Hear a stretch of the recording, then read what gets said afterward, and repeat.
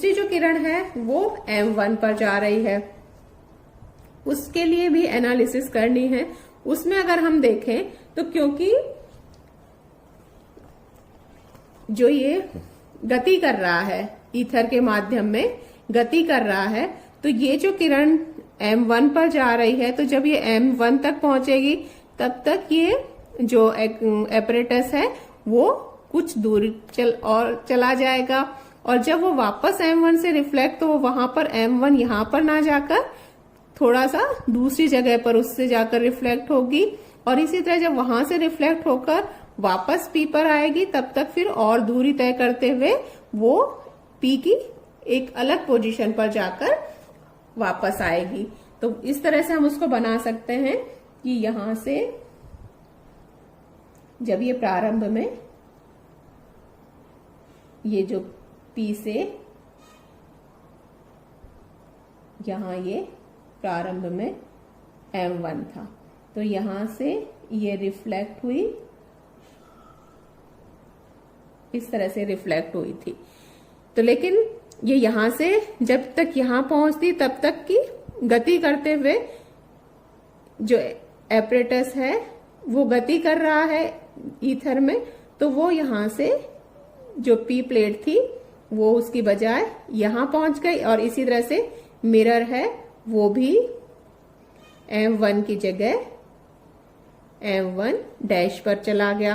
तो जो किरण यहां भेजी गई थी, यहां से परावर्तित हुई थी, वो असल में किससे जाकर परावर्तित होगी? M1 की नई पोजीशन से। तो ये M1 की नई पोजीशन पे इस तरह से जाकर रिफ्लेक्ट होगी। उसके बाद ये वापस जब तक यहां पहुंचती, उससे पहले क्या हो जाएगा कि फिर से ये और आगे मूव कर जाएगा एपरेटस, और ये वहां ना जाकर इस पोजीशन पर वापस आकर P पर गिरेगी। तो ये जो दूरी है ये तो वही d के बराबर है। ये v वेग से गति कर रहा है ईथर इधर, तो मान लीजिए यहां से जो प्रारंभ का बना लेते हैं, उसके बाद दूसरा बना देंगे। यहां से यहां तक की ये दूरी कितनी होगी? मान लीजिए इसमें इसको हम P कह रहे हैं, इसको P डैश की जगह कुछ और टर्म लिख देते हैं इसको, या P ही है लेकिन चलिए 1 और 2 हम इस तरह से दिखा देते हैं कि ये मूव हुआ है इसलिए। तो P से, चूंकि V दूरी से ये जो दूरी कितनी होगी? मान लीजिए P से M1 डैश तक जाने में लगा समय, उसको हम पहले पार्ट में कह रहे हैं T12, कि जब ये P से M1 भेजा गया और ये M1 डैश पर पहुंच गया था, क्योंकि वो विस्थापित हो गया था मिरर भी, तो यहां पर पहुंच गया, और उस समय ये जो प्लेट थी वो भी यहां पर आ गई थी। तो ये दूरी, ये समय हम कह रहे हैं T12। तो ये, और एक किस उससे जा रहा है? प्रकाश की किरण है, तो इसका वेग क्या होगा? c। तो ये जो दूरी है वो कितनी हो जाएगी? P M1 डैश, ये किसके बराबर हो जाएगी? जो दूरी P M1 डैश, दूरी बराबर वही चाल इंटू समय। तो यहां पर चाल जो प्रकाश की है तो वो हो जाएगी c इंटू T12, जो समय कह रहे हैं। इसी तरह P से ये जो नई पोजीशन पे आ गई थी, ये क्या होगी? ये दूरी कितनी होगी? यहां पर ये किसकी उससे होगा डिस्प्लेस? ईथर के वेग से। तो यहां पर वेग कितना है? v, और समय वही T12। तो ये जो दूरी है ये तो हो जाएगी T12 इंटू v, और ये जो दूरी है ये हो जाएगी c T12, और ये तो वही d के बराबर है ही। तो ये जो त्रिभुज बन गया हमारे पास, त्रिभुज पी P1 M1 डैश से, ये एक समकोण त्रिभुज बन रहा है। ये आधार हो गया, ये लंब हो गया और ये कर्ण हो गया। तो डी स्क्वायर वही आधार का स्क्वायर प्लस लंब का स्क्वायर इक्वल्स टू कर्ण का स्क्वायर। तो D square plus V square T12 square equals to C square T12 square, या C square minus V square T12 square equals to D square, या T12 ये हो जाएगा D upon under root C square minus V square. तो ये जब किरण P से M1 dash तक पहुंची उसके लिए है, उसमें लगा समय T12। इसी तरह से जब ये वापस आएगी उसमें समय अगर हम कह रहे हैं M1 डैश से, इसी तरह से कर देते हैं M1 डैश से, अब ये नई पोजीशन पर आ गई P2, तो P2 तक आने में लगा समय, उसको अगर हम T22 कहें तो सेम उसी तरह का होगा कि ये V इंटू T22 हो जाएगा, ये C इंटू T22, ये V और T और ये वही D। तो सेम वही एनालिसिस हो जाएगा कि D square plus V square T22 square equals to C square T22 square, और सेम उसी तरह से आएगा D upon C square minus V square. अतः P से M1 डैश पर परावर्तित होने वाली किरण द्वारा लिया गया कुल समय T2 कहें हम उसको, तो वो T12 plus T22 equals to 2D upon under root C square minus V square.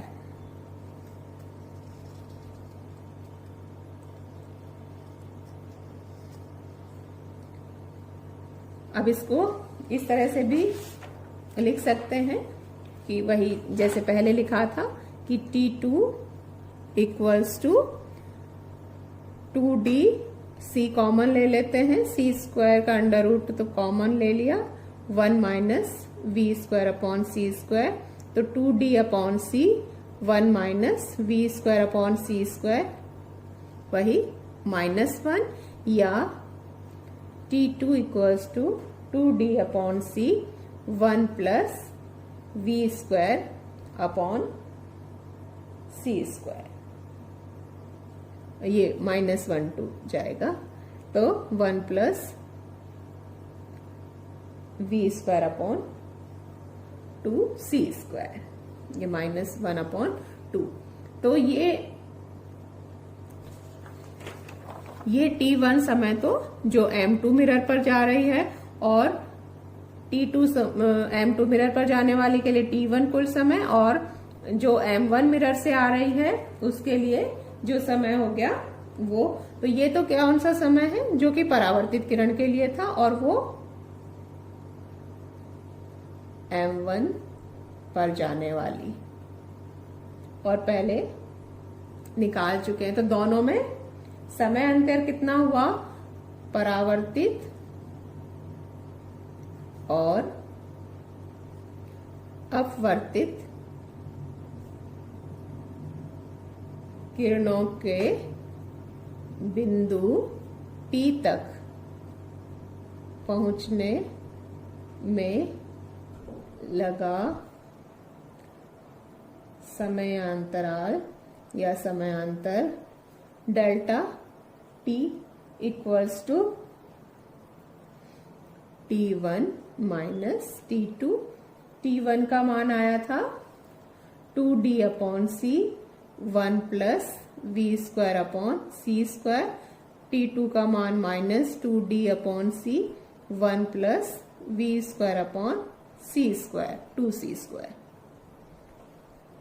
Solve करेंगे, ये फर्स्ट टर्म कैंसिल हो जाएगी और ये आ जाएगा 2d upon C V square upon C square 1 minus 1 upon 2, तो 2d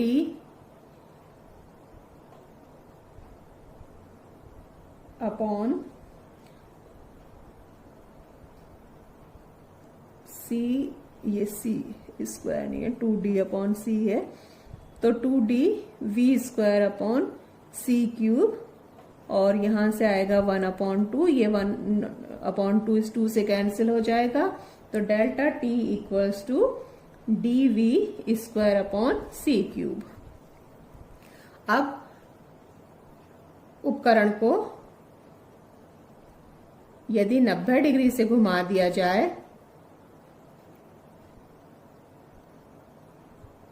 तब क्या होगा, m1 तो आ जाएगा m2 के स्थान पर, और m2 है वो m1 के स्थान पर चला जाएगा। तो फिर से इतना ही समयांतराल फिर से आएगा, तो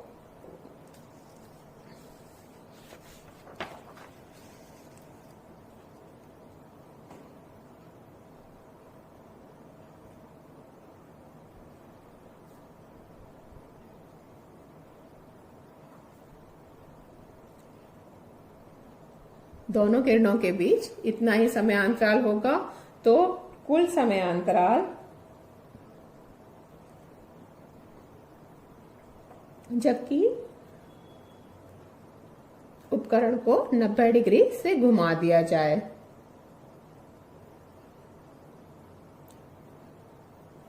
तो कितना हो जाएगा, वो उसका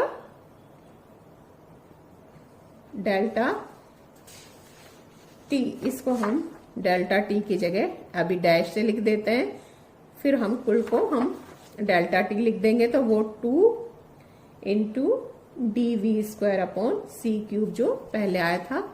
तो ये समयांतराल हो गया, अतः कुल पथांतर यानी उनकी दूरियों में अंतर, पथ जो ट्रेवल किया है वो कितना होगा, वही उसी फॉर्मूले से दूरी बराबर चाल इंटू समय। तो यहाँ पर कुल पथांतर चाल वही प्रकाश किरण है, तो c और 2d V square upon C cube, तो delta x equals to 2d V square upon C square. तो जो दो किरणें हैं उनके बीच इतना पथांतर हो जाएगा, एक परावर्तित किरण और अपवर्तित किरणों में, और अतः यदि n फ्रिंजें विस्थापित होती हैं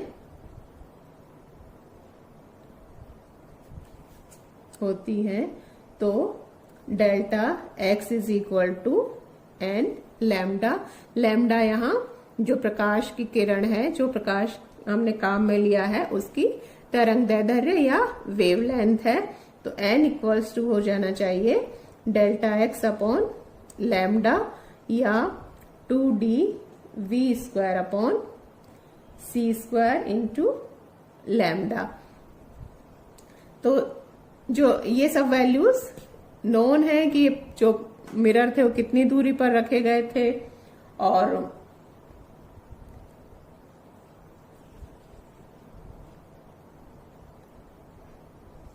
ये v है वो पृथ्वी का वेग, और ये सब करते हुए ये सब वैल्यूज जब इसमें पुट करेंगे तो जो मान था वो आया, तो n इक्वल्स टू 0.37 प्राप्त हुआ एक्सपेरिमेंटली, कि इतना होना चाहिए कि 0.37।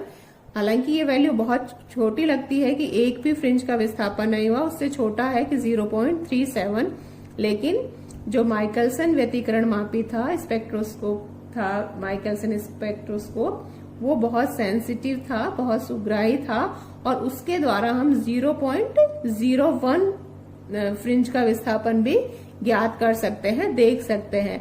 लेकिन एक्सपेरिमेंट में ऐसा कोई विस्थापन प्राप्त नहीं हुआ, जबकि माइकलसन एक्सपेरिमेंट जो स्पेक्ट्रोस्कोप है वो बहुत सेंसिटिव होने के बावजूद भी कोई विस्थापन प्राप्त नहीं हुआ, यानी इस तरह का विस्थापन होना ही नहीं चाहिए था। तो इसको कहते हैं नकारात्मक परिणाम प्राप्त हुआ।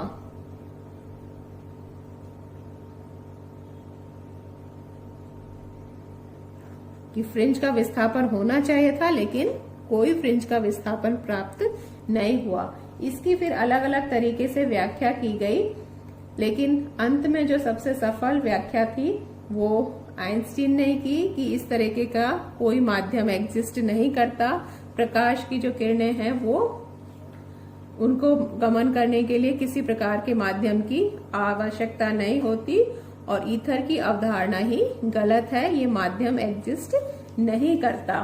तो ये जो नकारात्मक परिणाम है इसने ईथर की जो हाइपोथेटिकल प्रेजेंस थी उसको नकार दिया,